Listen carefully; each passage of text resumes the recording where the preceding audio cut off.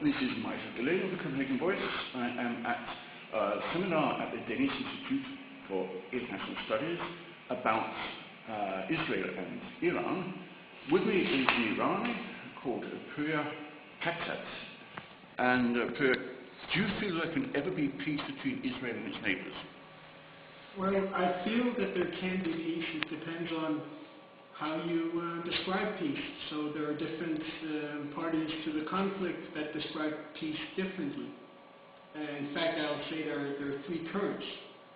There are those in the Palestinian Authority that steadfastly claim the solution along the lines of the 67 border, which is the one that's reiterated by the international community every year and the one that's printed in the central diplomatic document called United Nations Resolution 242, which was issued in 1967 after the 6 Days War. So that's one way to see what peace is. And it's basically built on international law, on the inadmissibility to acquire territory by force, which is in the preambular paragraph of the United Nations 242. And then you have those that say that, well, peace has to be achieved incrementally.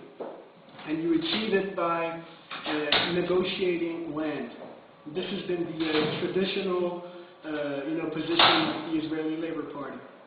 And that we negotiate land with our neighbors, and the land that we give away is supposed to be returned by some sort of guarantee of our security concerns.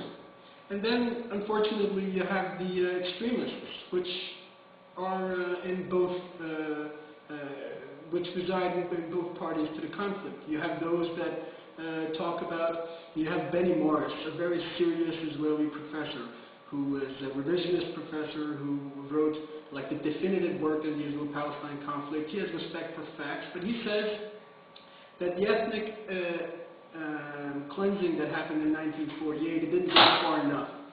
Because had it gone far enough and you'd have a total cleansing, you wouldn't have the conflict of today. And I would say, well, that is peace. It's a sort of peace, but it's the peace of the graveyard.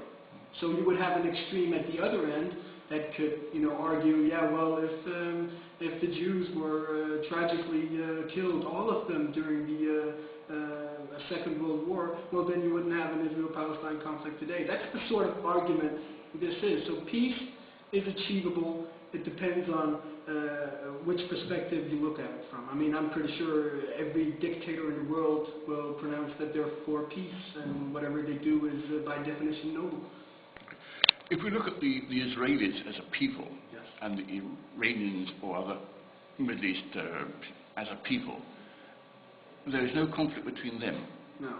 But there is between the leaders, the political and the religious regimes. Yes. How long do you think it will be before the elderly people who have been ruling these countries for years no longer have the influence? Actually,